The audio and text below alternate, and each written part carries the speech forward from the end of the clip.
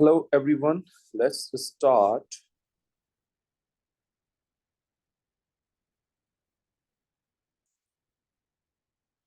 Electrochemical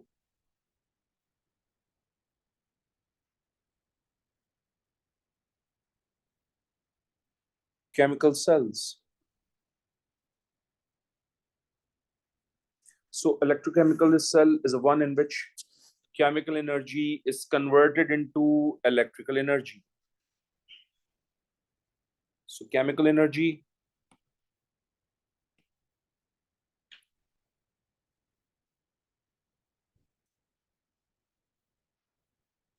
is converted into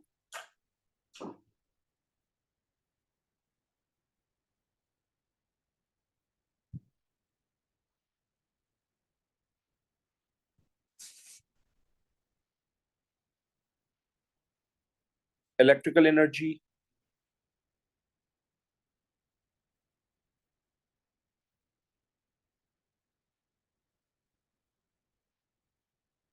are called electrochemical cells.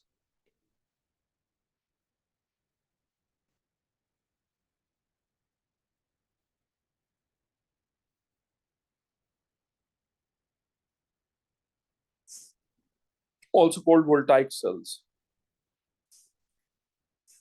So, let me give you an example here. The first one is zinc.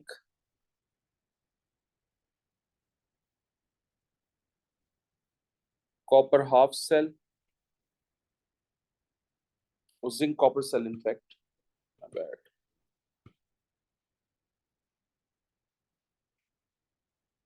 So, in order to understand zinc copper cell, we need to select the half cell equation both for zinc and copper. So from the data booklet,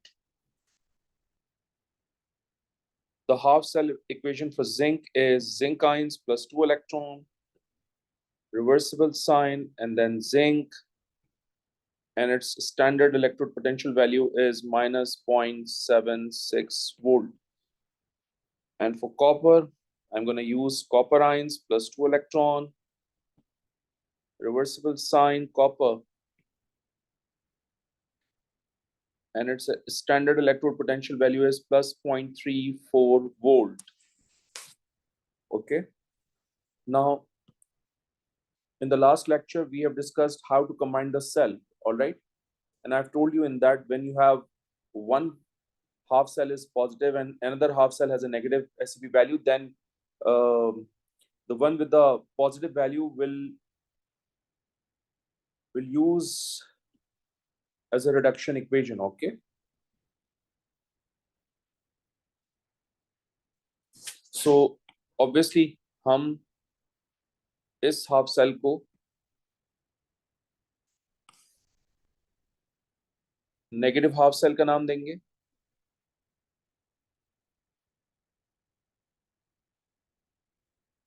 obviously it's going to be negative terminal.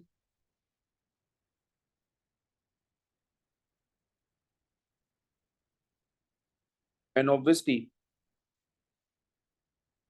इस half cell को हम oxidation equation की form में लिखेंगे.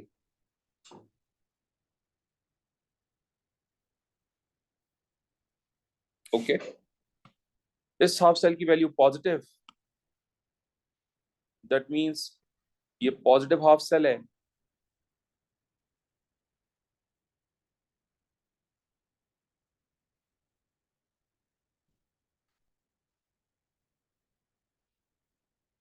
ये positive terminal होगा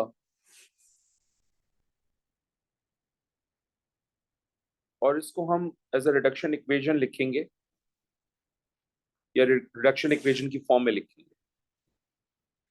so first of all let me make the diagram.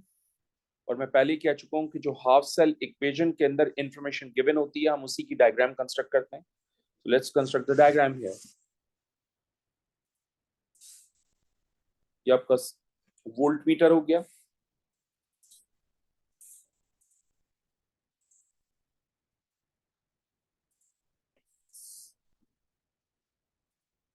Okay,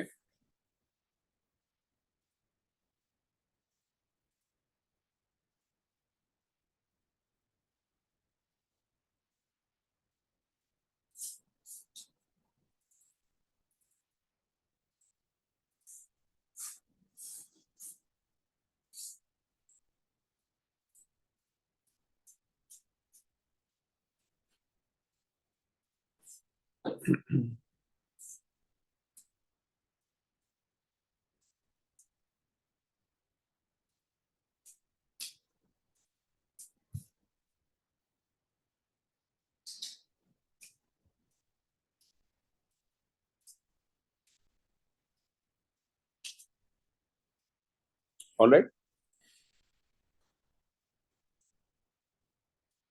ये आपका इलेक्ट्रोलाइट है।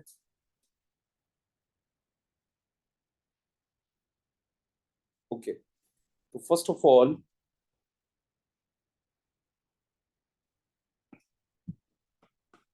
this is going to be voltmeter, also called potentiometer. Potentiometer is basically the high resistance voltmeter, minimum voltage भी measure करता है।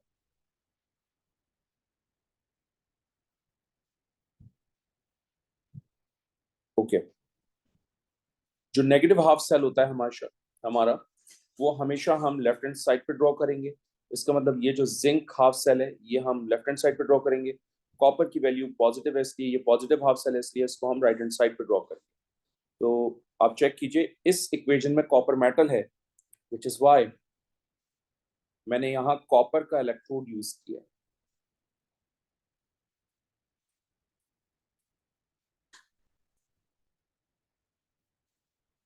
आप note कीजिए इस equation में कॉपर आयंस हैं, इसका मतलब जो इलेक्ट्रोलाइट है it has to be 1 mole per dm cube copper ion. But again copper ion जो है वो अकेला एग्जिस्ट नहीं करता, वो हमेशा सॉल्ट की फॉर्म में एग्जिस्ट करता है। सो मैं कुछ इस तरह से लिख सकता हूं कि मैं यहाँ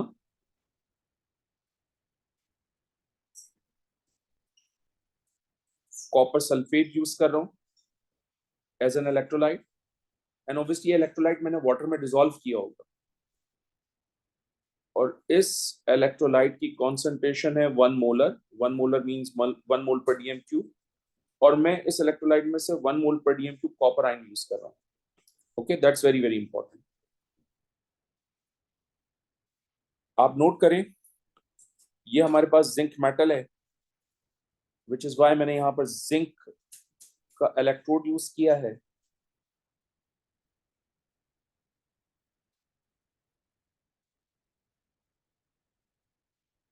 अगेन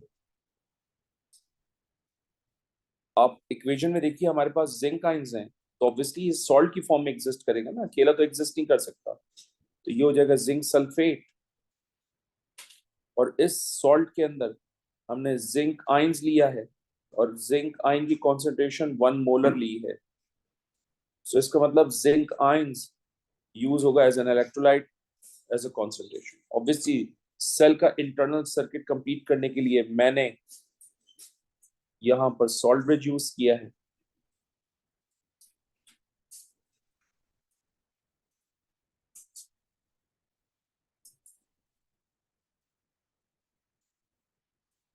ये डायग्राम कंस्ट्रक्ट करने के लिए करवाते हैं तो हमें आनी चाहिए। बस याद रखिएगा कि जो पॉजिटिव हाफ सेल होता है, यानी जिस हाफ सेल की वैल्यू पॉजिटिव होगी उसको हम हमेशा राइट हैंड साइड पे ड्रॉ करेंगे, जिस हाफ सेल की वैल्यू नेगेटिव होगी उसको हमेशा हम लेफ्ट हैंड साइड पे ड्रॉ करेंगे।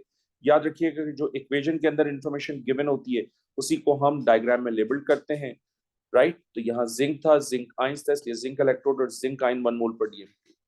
अब टर्मिनल्स अप्लाई करते हैं। देखो इसकी वैल्यू नेगेटिव है इसलिए ये नेगेटिव टर्मिनल होगा, इसकी वैल्यू पॉजिटिव है इसलिए ये पॉजिटिव टर्मिनल होगा। जो पॉजिटिव टर्मिनल है वो पॉजिटिव हाफ सेल है, जो नेगेटिव टर्मिनल है वो एक्चुअली पूरा का पूरा बीकर नेगेटिव हाफ सेल होगा। और मैं पहले भी कह चुका हूं कि इलेक्ट्रॉन का flow in the external circuit always takes place from negative half cell to positive half cell. तो ये फ्लो ऑफ इलेक्ट्रॉन हो रहा है। आप नोट करें मैंने कोई बैटरी वगैरह यूज नहीं की, लेकिन उसके बावजूद इलेक्ट्रॉन्स की मूवमेंट जो है वो एक्सटर्नल सर्किट में होगी, जिसकी वजह से यहाँ पर आपको एक वोल्टेज मिलेगा इस वोल्ट मीटर पे। और वो movement of electron in the external circuit क्यों हो रही है? Movement of electron in the external circuit इसलिए हो रही है क्योंकि जिंक और कॉपर के दरमियान रिएक्टिविटी का डिफरेंस होता है। इस रिएक्टिविटी के डिफरेंस की वजह से movement of electron in the external circuit होता है। okay? On the basis of this,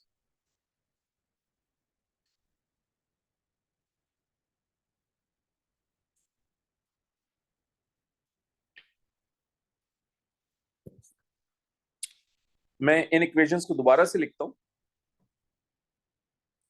और फिर इनको कंबाइन करके देखते हैं।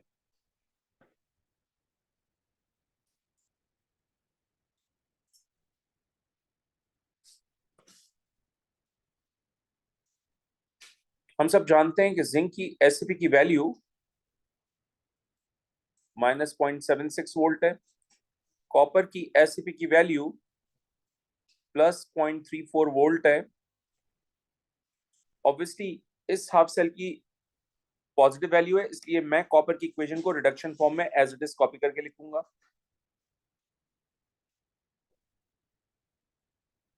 तो ये हो जाएगा आपके पास कॉपर आइंस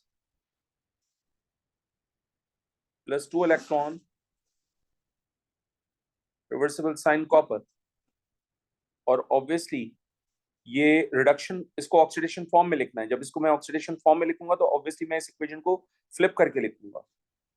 तो जिंक की इक्वेशन को हम फ्लिप करके लिखेंगे। याद रखिएगा कि हम सिर्फ इक्वेशन फ्लिप कर रहे हैं, हम वैल्यू फ्लिप नहीं कर रहे।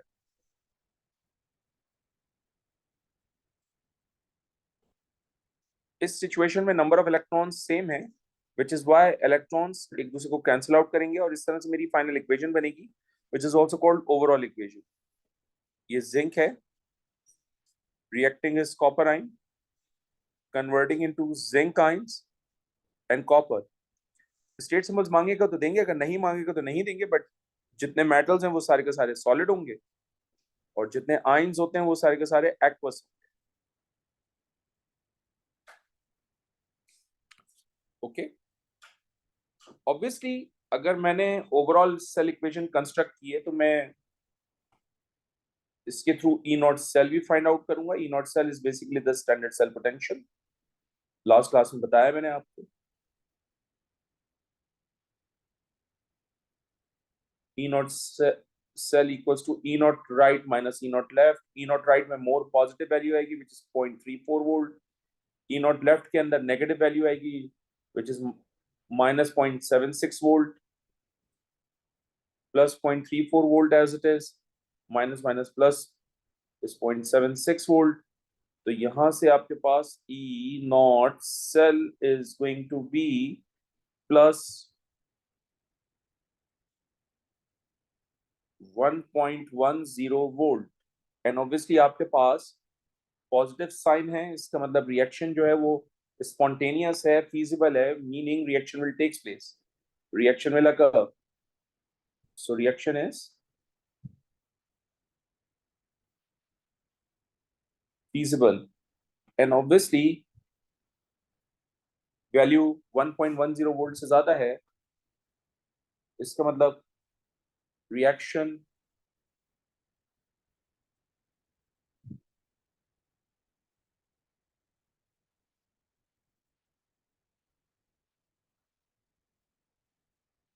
goes to completion।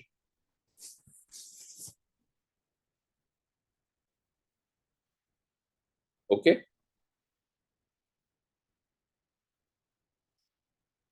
और क्योंकि रिएक्शन कंप्लीशन पे जा रहा है which means reaction is likely to proceed in the forward direction.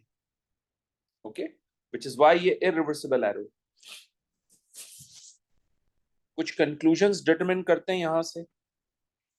First conclusion, oxidation की वजह से जिंक, ये जो जिंक इलेक्ट्रोड है, ऑक्सीडेशन की वजह से इसका मास डिक्रीज होगा with time.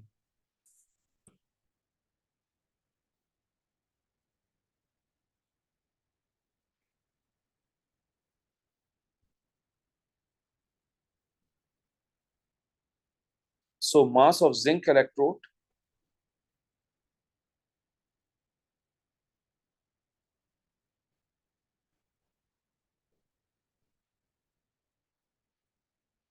increases with time. Oh, my bad. Mass of zinc electrode decreases with time due to oxidation.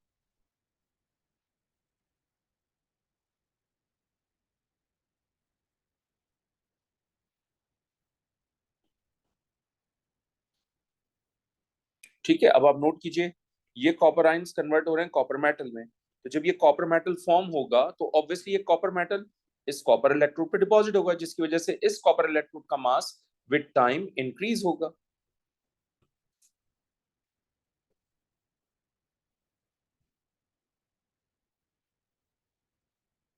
So mass of copper electrode increases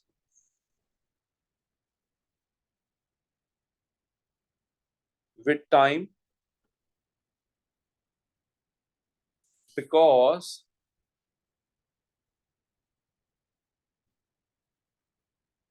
copper is deposited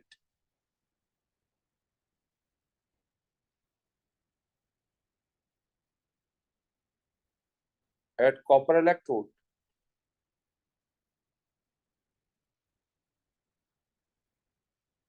External circuit में movement of electron flow कर रहा है due to the difference in reactivity.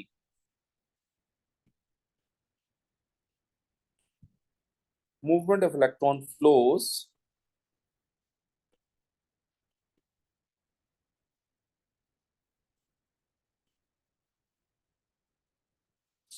in the external circuit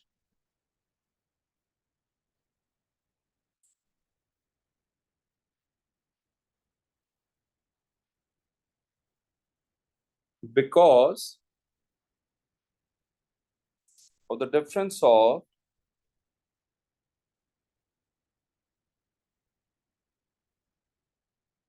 reactivity between metals.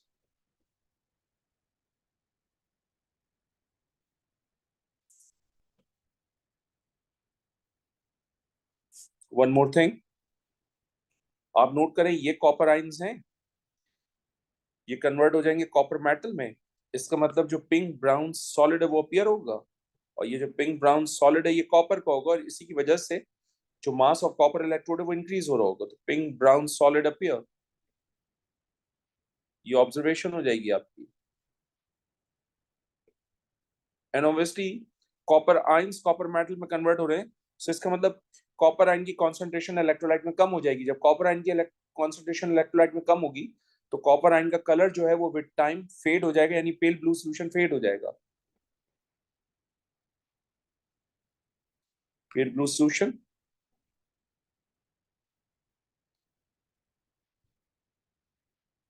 fades due to the decrease in the concentration of copper ions. Okay, last but not the least, इसको हम displacement reaction भी कह सकते हैं, and displacement reaction is also called redox reaction. इस overall cell equation से हम जज करेंगे कि ऑक्सीडेशन और रिडक्शन किस में हो रही है।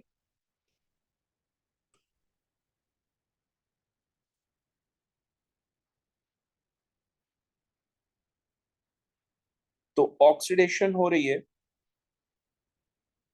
ऑक्सीडेशन फॉर्म टेक्निकली हो रहा है जिंक मेटल में, और ये कन्वर्ट हो रहा है जिंक आयंस में, यानी oxidation state changes from 0 to +2, यानी ऑक्सीडेशन स्टेट से जज करोगे हमेशा।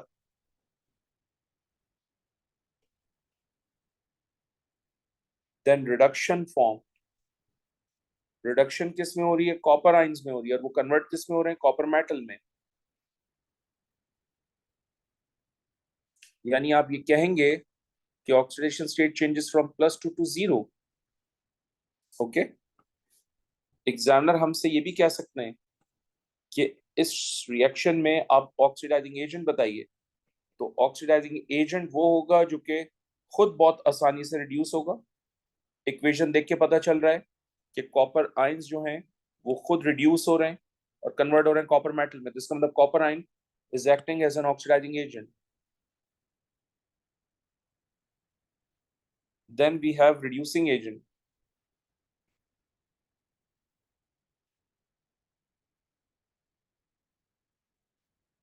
रिड्यूसिंग एजेंट उसको कहते हैं जो खुद बहुत इजीली ऑक्सीडाइज हो। इक्वेशन में देखें, जिंक मेटल ऑक्सीडाइज हो रहा है, कन्वर्ट हो रहा है जिंक आयंस में, तो हम यहां लिखेंगे जिंक मेटल। ओके, ऑब्वियसली अब हम यहां से सेल कन्वेंशन भी लिखेंगे, which is also called conventional representation.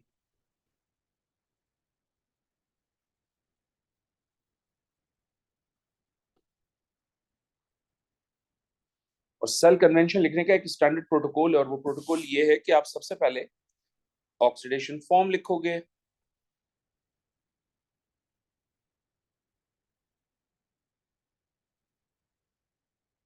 Then salt bridge लिखोगे, देन रिडक्शन फॉर्म लिखोगे,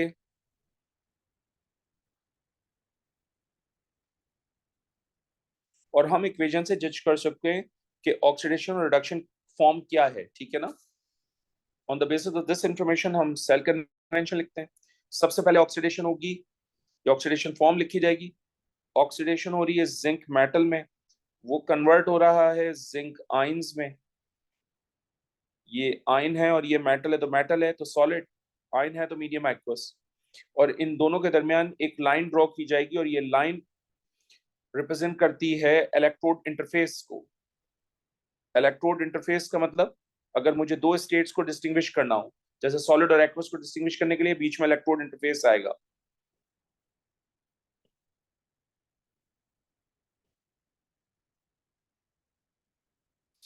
इसके बाद सॉल्ट ब्रिज है। सॉल्ट ब्रिज को हम हमेशा डबल लाइन से रिप्रेजेंट करते हैं। ये दोनों double line double dotted line भी हो सकती है, टोटली अप टू यू, इस पर कोई रिस्ट्रिक्शन नहीं है। रिडक्शन कॉपर आयंस में हो रही है और ये कन्वर्ट हो रहा है कॉपर मेटल में। ये आयन है तो इसका मीडियम एक्वस, ये मेटल है तो इसका मीडियम सॉलिड। एंड ऑब्वियसली दोनों स्टेट्स को डिस्टिंग्विश करने के लिए बीच में इलेक्ट्रोड इंटरफेस अप्लाई किया जाएगा। ये आपकी सेल कन्वेंशन हो गई। Okay, let me check. Okay, मैंने आपको सॉल्ट ब्रिज बता दिया था कि सॉल्ट ब्रिज के फंक्शंस क्या होते हैं, किस चीज का बना हुआ होता है, किस चीज से बनाते हैं। तो मैं अब सॉल्ट ब्रिज का यहाँ पर फंक्शन भी आपके साथ शेयर करता हूँ।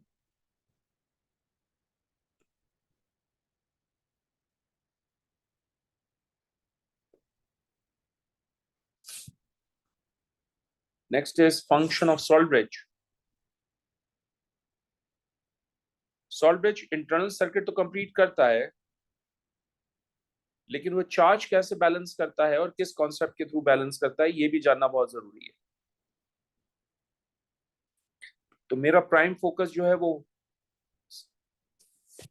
चार्ज बैलेंसिंग यानी इलेक्ट्रिकल न्यूट्रलिटी के ऊपर होगा, ठीक है।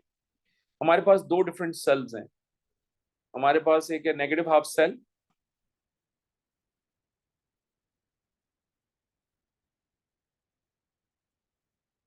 और हमारे पास है positive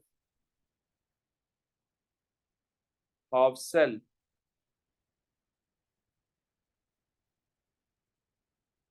So you have to be very very careful during explanation.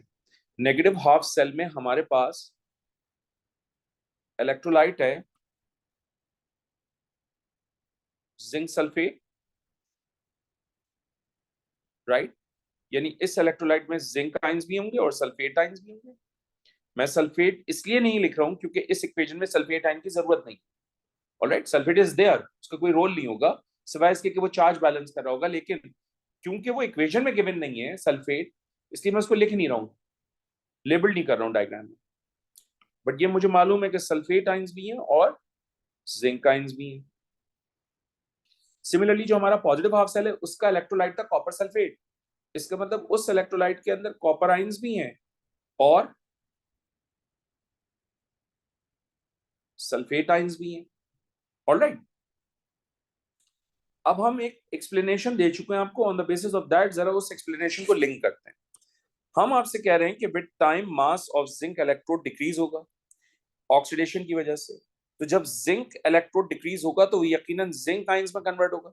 ये जो जिंक आयंस होंगे ये ऑब्वियसली इस इलेक्ट्रोलाइट के साथ शामिल हो जाएंगे, जिसकी वजह से इस इलेक्ट्रोलाइट में जिंक आयंस की कॉन्सेंट्रेशन इंक्रीज हो जाएगी। ओके, तो इस बीकर में because of oxidation of this zinc electrode zinc ion की कॉन्सेंट्रेशन इंक्रीज हो जाएगी, जबकि कंपैरेटिवली जो सल्फेट आयंस होंगे उनकी कॉन्सेंट्रेशन कम हो जाएगी। तो हम यहां पर लिखते हैं कि concentration of zinc ions around zinc electrode increases, क्योंकि जिंक इलेक्ट्रोड डिसॉल्व हो रहा है। On the basis of that sulphate ion की कॉन्सेंट्रेशन इलेक्ट्रोलाइट में कम हो जाएगी। I hope it make sense to you. अब आप नोट कीजिए, ये कॉपर आयंस कॉपर इलेक्ट्रोड में कन्वर्ट हो, कॉपर मेटल में कन्वर्ट हो रहा है और फिर ये कॉपर इलेक्ट्रोड पे डिपॉजिट हो रहा है, जिसकी वजह से कॉपर का इलेक्ट्रोड का मास इंक्रीज हो रहा है। अब इलेक्ट्रोलाइट में कॉपर आयंस जो है उनकी कॉन्सेंट्रेशन विद टाइम डिक्रीज होगी। तो जब इस इलेक्ट्रोलाइट में कॉपर आयन की कॉन्सेंट्रेशन कम होगी तो ऑब्वियसली जिंक आयन की कॉन्सेंट्रेशन इंक्रीज होगी। तो जब इस इलेक्ट्रोलाइट में कॉपर आयन की कॉन्सेंट्रेशन कम होगी तो ऑब्वियसली जिंक आयन की कॉन्सेंट्रेशन इंक्रीज होगी। With respect to copper ion sulphate ion की कॉन्सेंट्रेशन कंपैरेटिवली ज्यादा हो जाएगी। तो इसका मतलब जो आपका पॉजिटिव हाफ सेल है उसमें कॉपर आयन की कॉन्सेंट्रेशन बिकॉज ऑफ रिडक्शन कम हो रही होगी, जबकि सल्फेट आयन की concentration as compare to copper ion ज्यादा हो रही है। सही है। सो इसका मतलब ये हुआ कि इस बीकर में भी चार्ज बैलेंस नहीं है और इस बीकर में भी चार्ज बैलेंस नहीं है। ऑब्वियसली चार्ज को बैलेंस करने के लिए सॉल्ट ब्रिज हमने लगाया हुआ था।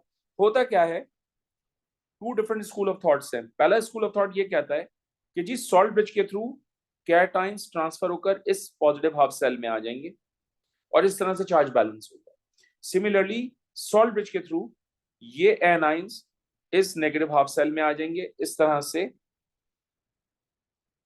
आपका चार्ज जो है वो बैलेंस हो जाएगा। यानी सॉल्ट ब्रिज के through cations negative half cell से पॉजिटिव हाफ सेल में जा रहे हैं और एनाइंस जो हैं वो पॉजिटिव से नेगेटिव हाफ सेल्स के अंदर जा रहे हैं। यानी ये ट्रांसफर ऑफ आयन हो रहा है from one beaker to another beaker via salt bridge, and that's how the electrical neutrality और charge balance. This is one school of thought. Second school of thought कहता है कि जरूरी नहीं है कि बीकर से चार्ज या आयन ट्रेवल करें वाया सॉल्ट ब्रिज। जो सॉल्ट ब्रिज के अपने कैटाइंस और एनाइंस होते हैं वो इन रिस्पेक्टिव बीकर के अंदर चले जाते हैं और इस तरह से चार्ज को बैलेंस करने में बहुत ही की रोल प्ले करते हैं। सो मैं कंक्लूजन ये दूंगा कि दोनों स्कूल ऑफ थॉट अपनी अपनी जगह ठीक है और दोनों साइमल्टेनियसली चार्ज बैलेंसिंग में इन्वॉल्व होते हैं। ठीक है, ये भी जा रहा होता है और सॉल्ट ब्रिज का अपना आयन भी जा रहा होता है, ये भी ट्रांसफर हो रहा होता है और सॉल्ट ब्रिज का अपना आयन भी ट्रांसफर हो रहा होता है। And that's how the electrical neutrality is balanced in both the half cells. I hope it makes sense to you. ये हमारा फर्स्ट इलेक्ट्रोकेमिकल सेल है। हमें एक और इलेक्ट्रोकेमिकल सेल की एग्जांपल देनी है आपको, and it's going to be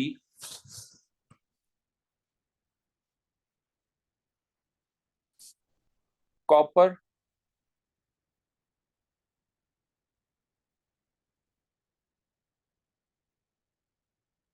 silver cell। Obviously copper silver cell के लिए मैं सबसे पहले इक्वेशन का सिलेक्शन करूंगा डेटा बुकलेट से। अगर डेटा बुकलेट गिवन नहीं होगी तो ऑब्वियसली मल्टीपल इक्वेशंस गिवन होंगी, उनमें से सिलेक्शन करूंगा।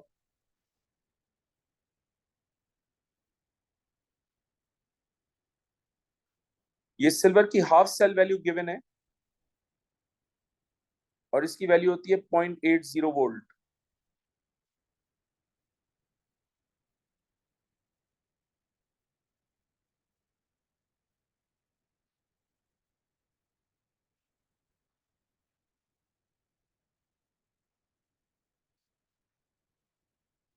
और ये कॉपर की वैल्यू होती है।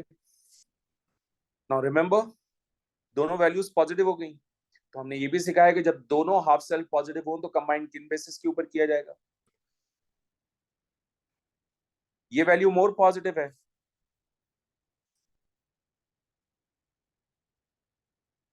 इसका मतलब हम इसको पॉजिटिव हाफ सेल लेंगे और जिसको हम पॉजिटिव हाफ सेल ले रहे हैं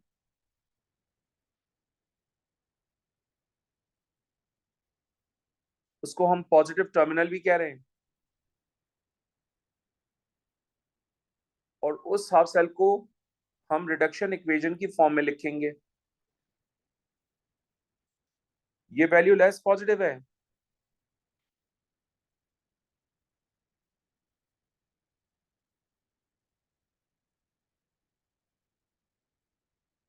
इसका मतलब ये नेगेटिव हाफ सेल होगा। अगर ये नेगेटिव हाफ सेल है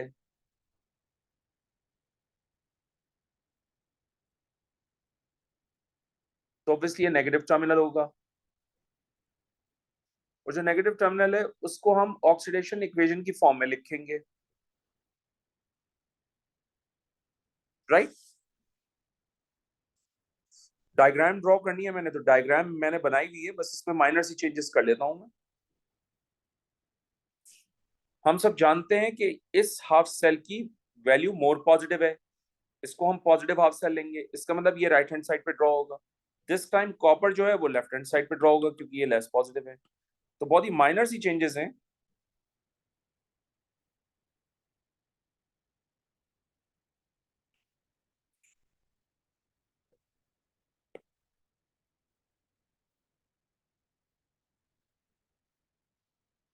सी यहां हमारे पास इक्वेशन में सिल्वर मेटल है, इसका मतलब मैं यहां पर सिल्वर मेटल का इलेक्ट्रोड यूज करूंगा एंड ऑब्वियसली यहां पर सिल्वर आइंस हैं, तो मैं सिल्वर आयन का एक इलेक्ट्रोलाइट यूज करूंगा एंड ऑब्वियसली वो इलेक्ट्रोलाइट सॉल्युबल होना चाहिए। तो ऑल नाइट्रेट्स आर सॉल्युबल, इसलिए मैंने सिल्वर नाइट्रेट ले लिया। बट इस सिल्वर नाइट्रेट में से ऑब्वियसली हम क्या यूज करेंगे, सिल्वर आयन। और इस सिल्वर आयन की कॉन्सेंट्रेशन कितनी ले रहे होंगे हम, 1 mole per dm cube. You need to remember this. Okay, मैं सिल्वर क्लोराइड नहीं ले सकता इस केस में क्योंकि इनसॉल्युबल होता है। मैं सिल्वर सल्फेट नहीं ले सकता इस केस में क्योंकि इनसॉल्युबल होता है। मैं सिर्फ सॉल्युबल सॉल्ट ले सकता हूँ और मेरे लिए सबसे आसान सॉल्युबल सॉल्ट सिल्वर नाइट्रेट है because all nitrates are soluble according to soluble.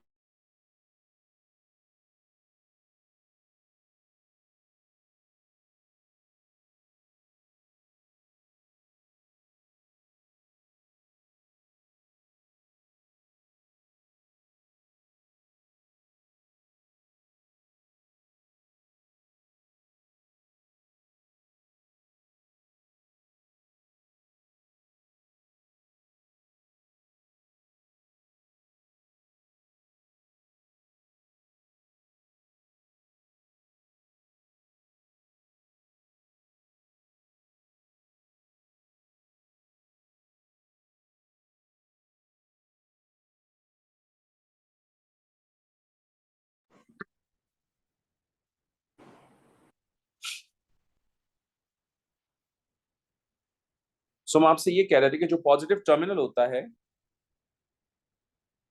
वो बेसिकली मोर पॉजिटिव एसिपी की वैल्यू को रिप्रेजेंट करता है। तो ये पॉजिटिव हाफ सेल, ये पॉजिटिव टर्मिनल। और जो जो लेस पॉजिटिव होता है उसको हमने नेगेटिव टर्मिनल का नाम दिया हुआ है। तो इसका मतलब ये नेगेटिव टर्मिनल और ये नेगेटिव हाफ सेल होगा। इलेक्ट्रॉन्स का flow in the external circuit always takes place from negative to positive half cell, इसमें कोई चेंजेस नहीं होंगी। सॉल्ट ब्रिज का अपना वही फंक्शन है कि इलेक्ट्रो इंटरनल सर्किट कंप्लीट कर रहा है और दूसरा चार्ज बैलेंस कर रहा है। जिस स्टाइल से यहाँ पर चार्ज बैलेंस कर रहा था एग्जैक्टली उसी पैटर्न पे यहाँ पर भी चार्ज बैलेंस करेगा। सो हम इन दोनों इक्वेशंस को दोबारा से कॉपी कर लेते हैं ताकि हम इनको कंबाइन करें नेक्स्ट पेज पे।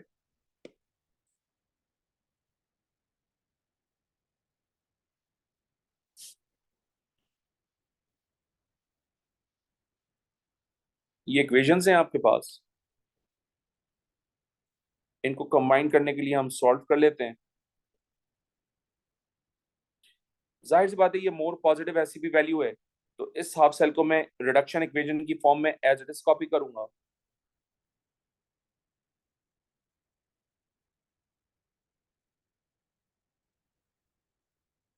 राइट, ये लेस पॉजिटिव ऐसी भी वैल्यू है, इस इक्वेशन को मैं ऑक्सीडेशन फॉर्म में लिखने के लिए फ्लिप करके लिखूंगा।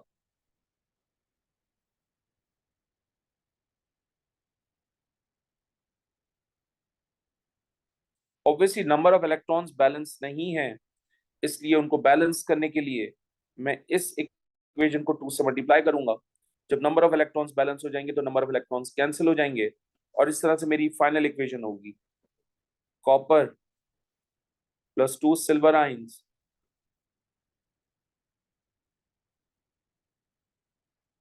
Copper ions plus 2 silver.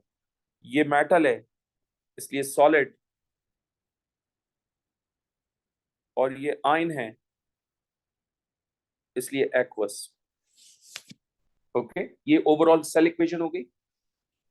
हम यहां से ई नॉट सेल की वैल्यू भी फाइंड आउट कर लेते हैं। इनफैक्ट हम ई नॉट सेल की वैल्यू यहां से फाइंड आउट करते हैं।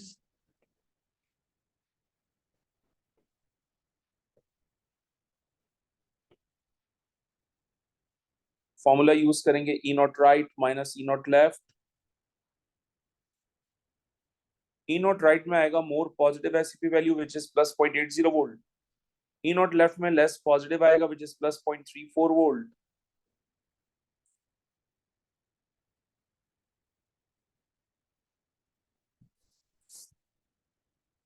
तो यहां से आपके पास वैल्यू आ जाएगी 0.8 minus 0.34 is going to be plus 0.46 volt.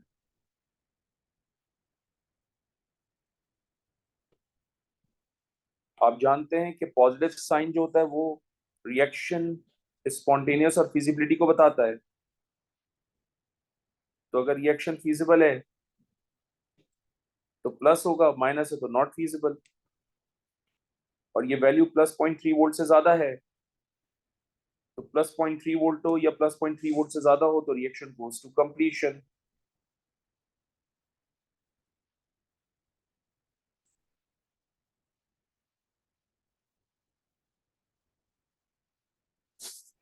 ठीक है, अब हम यहां से कुछ पॉइंट्स कंक्लूड करते हैं। सबसे पहला पॉइंट, ये एक रिडॉक्स रिएक्शन है which is also called displacement reaction.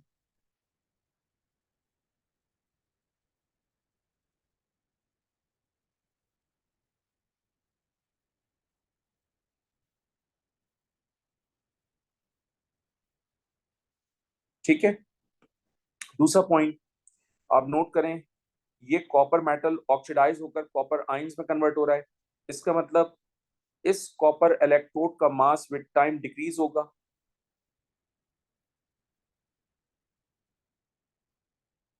या mass of copper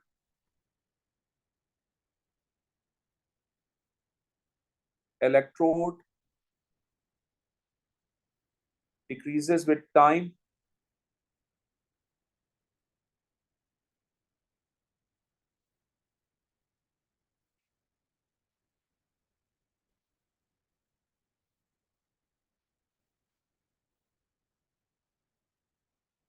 due to oxidation। Okay, तो ऑब्वियसली सोल्यूशन में कॉपर आयंस की क्वांटिटी जो है वो ज्यादा होना शुरू हो जाएगी। जब सोल्यूशन में कॉपर आयंस की क्वांटिटी ज्यादा होगी तो सोल्यूशन का जो पेल ब्लू कलर है वो डार्कन होना शुरू हो जाएगा।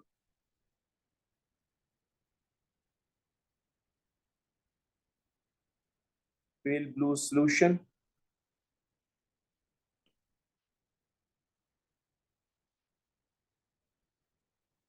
becomes darkened as the concentration of copper ions in the electrolyte increases।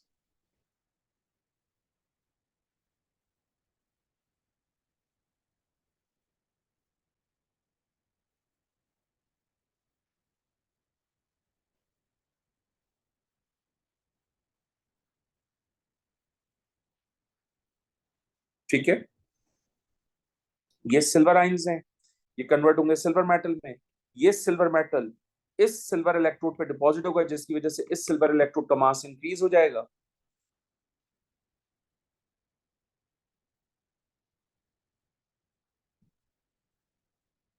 Mass of silver electrode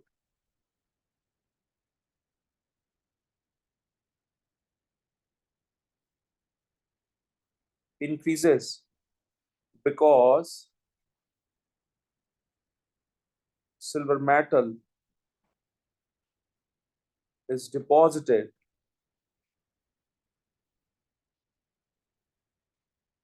at silver electrode। हम सब जानते हैं कि copper is more reactive than silver, so because of the difference of reactivity electrons का flow external circuit में हो रहा है from negative half cell to positive half cell, and that's fixed for every cell, every case।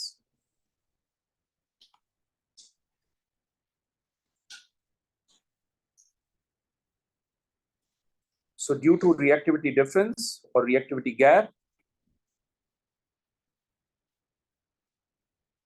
between metals,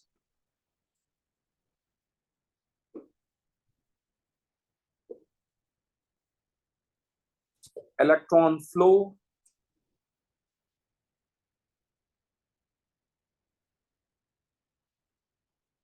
takes place in the external circuit।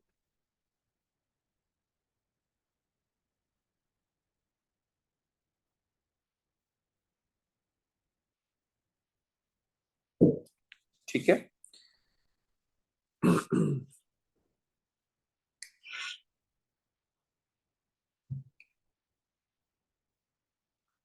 Let me take out further information from this overall equation. सबसे पहले oxidising agent determine करते हैं।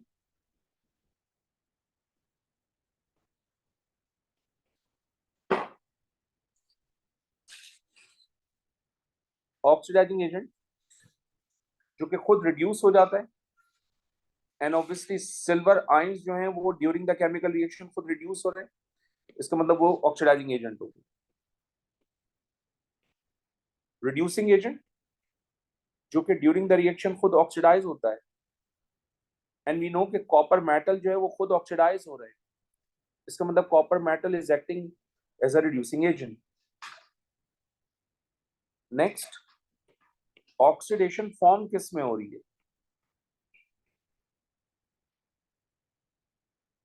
Copper metal में, और वो convert किस में हो रहा है? कॉपर आयन में।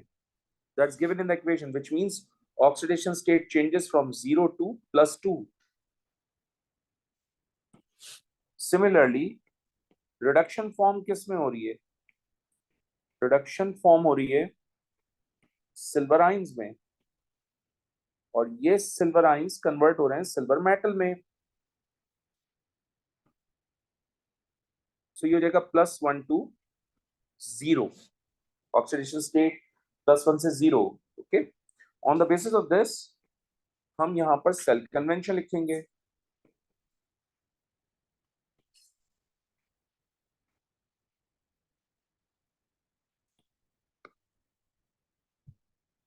सेल कन्वेंशन का प्रोटोकॉल आपको याद है, मैंने अभी थोड़ी देर पहले बताया कि सबसे पहले ऑक्सीडेशन फॉर्म होगी। तो ऑक्सीडेशन किस में हो रही है? कॉपर मेटल में। कन्वर्ट किस में हो रहा है? कॉपर आयन में। एज इट इज लिखिए।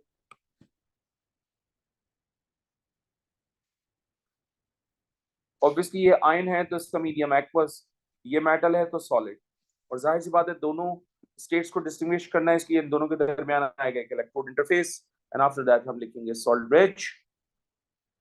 अब आएगा रिडक्शन फॉर्म। आप नोट करें रिडक्शन किस में हो रही है? सिल्वर आयंस में। वो कन्वर्ट किस में हो रहे हैं? सिल्वर मेटल में।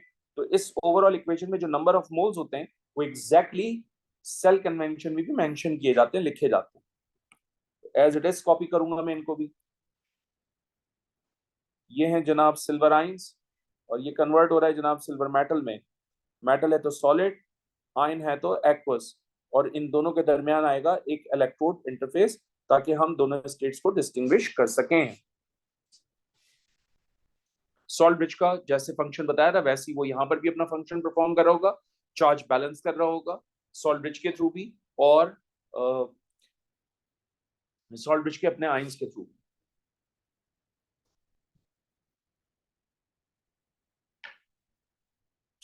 इस एक्टिविटी के थ्रू मुझे दो तीन चीजें पता चल गई हैं।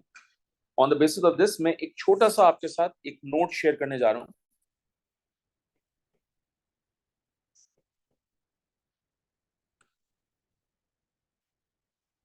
जनाब मेरे पास जो मैंने जो हाफ सेल्स यूज किए हैं इलेक्ट्रोकेमिकल सेल में, उसमें एक इक्वेशंस को हम इस तरह से भी लिख सकते हैं।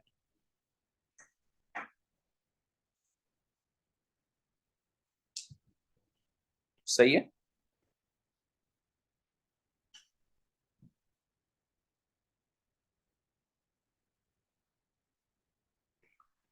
जो हमने इक्वेशंस लिखी थी, जैसे ये लिखी हुई इक्वेशंस, इस इक्वेशन को या इस कॉपर की इक्वेशन को हम इस तरह से भी लिख सकते हैं। हाफ सेल्स को ये भी लिखने का तरीका, और ये भी पेपर में मिलेगा आपको। इसकी एससीपी की वैल्यू है -2.38 वोल्ट, इसकी है +0.34 वोल्ट, इसकी है +0.80 वोल्ट, और इसकी है -0.76 वोल्ट। जब लेक्चर स्टार्ट किया था तो हमने कहा था कि जो स्टैंडर्ड इलेक्ट्रोड पोटेंशियल होता है वो ऑक्सीडाइजिंग एजेंट को रिप्रेजेंट करता है, ये उसकी एबिलिटी को बताता है, राइट। सो अब हमारे पास ये चार हैं, हम इनमें से जो सबसे स्ट्रॉन्गेस्ट ऑक्सीडाइजिंग एजेंट होगा हम उसको लिस्ट करेंगे।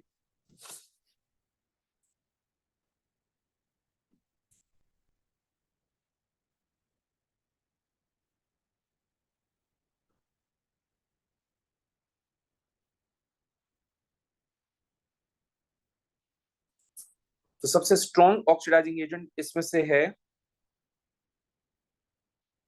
सिल्वर आयन, क्योंकि उसकी वैल्यू मोस्ट पॉजिटिव है। उससे वीक जो है वो आपके पास है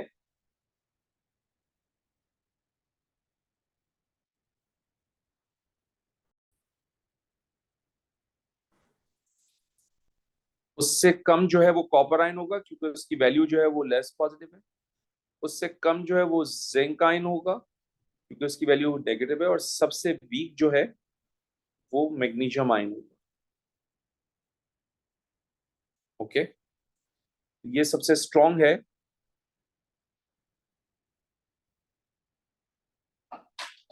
और ये वीकेस्ट है। Let's talk about reducing agent.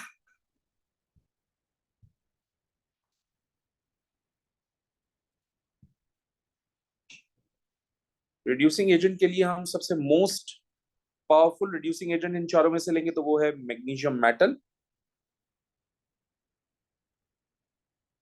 क्योंकि इसकी वैल्यू मोस्ट नेगेटिव है। उससे कम जो है वो जिंक मेटल, उससे कम जो है वो कॉपर मेटल, और सबसे वीक रिड्यूसिंग एजेंट होगा सिल्वर मेटल। तो ये स्ट्रॉन्ग है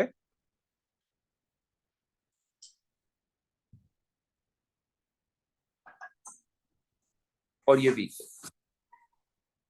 ओके, आई थिंक सो कि मैंने आपको लास्ट क्लास में एक केस शेयर किया था कॉपर से रिलेटेड, राइट? और मैंने ये कहा था कि भाई 99.99% केसेस में हम कॉपर के लिए +0.34 वोल्ट वाली इक्वेशन यूज करते हैं, यानी कॉपर मेटल लिखा हो, copper ion, copper chloride, copper sulphate, copper nitrate, तो हम हमेशा वो इक्वेशन यूज करेंगे जिसकी वैल्यू +0.34 वोल्ट होगी, राइट? और ये बात बिल्कुल ठीक है। लेकिन एक काम करते हैं, कॉपर का केस डिस्कस करते हैं और देखते हैं कि जी ठीक है, ये वैल्यू तो हम यूज करेंगे, कॉपर की बाकी वैल्यूज कब यूज करेंगे, और अगर बाकी वैल्यूज यूज कर रहे हैं तो हमें कैसे पता चलेगा, इसको देखना है हमने, ठीक है? तो उसके लिए हम एक क्वेश्चन आपके साथ शेयर कर लेते हैं।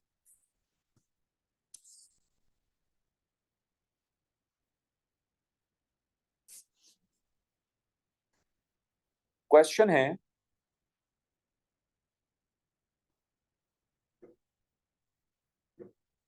Copper one ions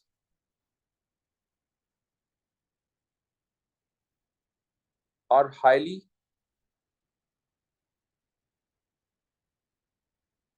unstable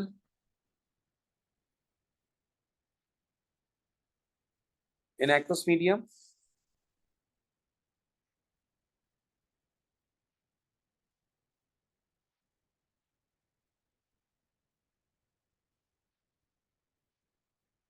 So it will undergo proportionation action.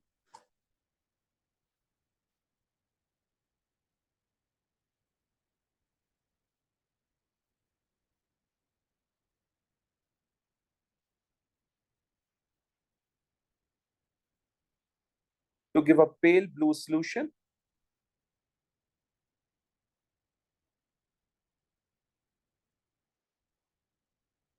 and a pink brown precipitate.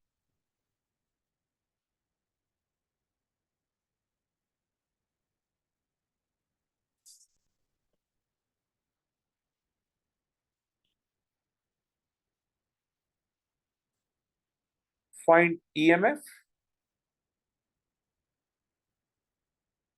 and determine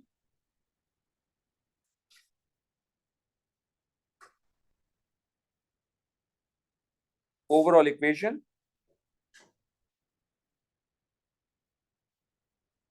for this reaction.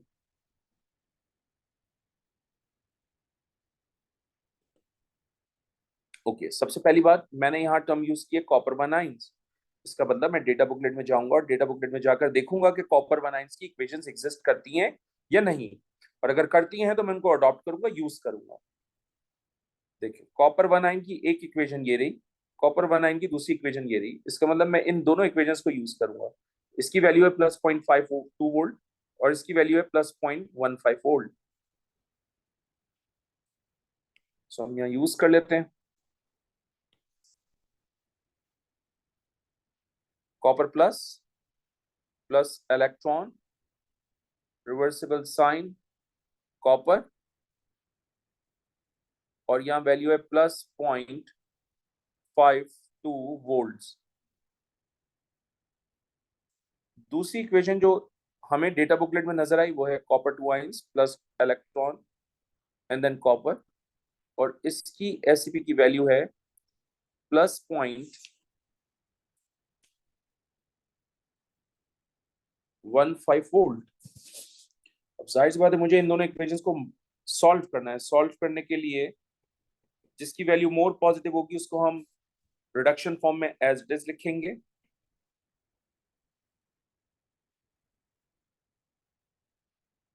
Right.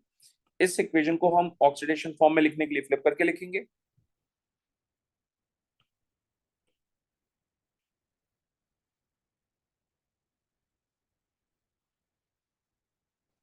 Number of electrons already balanced है, कैंसिल होंगे।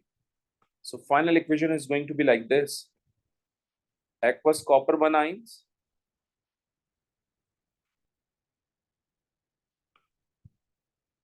ये कन्वर्ट होगा aqueous copper ions में and copper metal solid में।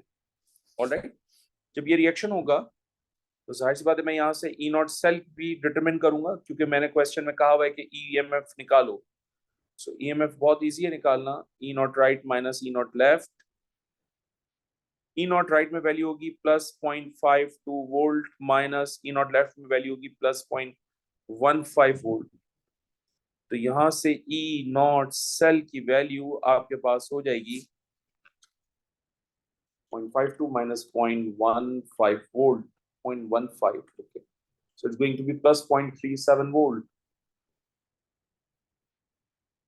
अब आप सब जानते हैं कि प्लस है तो इसका मतलब रिएक्शन फीजिबल है, स्पॉन्टेनियस है, और वैल्यू +0.3 वोल्ट से ज्यादा है इसका मतलब रिएक्शन गोज टू कंप्लीशन। लेकिन नोट करें, नोट करने की बात ये थी यहाँ पर कि ये कॉपर 1 आयंस हैं, ये कन्वर्ट हो रहे हैं कॉपर 2 आयंस में, इसका मतलब यहाँ हो रही है ऑक्सीडेशन। ये कॉपर 1 आयंस हैं, ये कन्वर्ट हो रहे हैं यहाँ कॉपर मेटल में, इसका मतलब ये हो रही है रिडक्शन। तो एक ही आयन साइमल्टेनियसली ऑक्सीडाइज भी हो रहा है, रिड्यूस भी हो रहा है, which is why this reaction is called disproportionation reaction. Okay, हम ये बात बताएंगे यहाँ पर।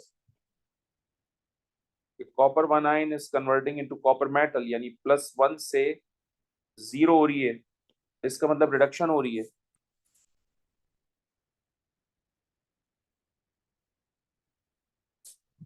Similarly, copper 1 ion is converting into copper 2 ion, यानी +1 से +2 हो रहा है, इसका मतलब ऑक्सीडेशन हो रही है, इसका मतलब डिसप्रोपोर्शनेशन रिएक्शन हो रहा है।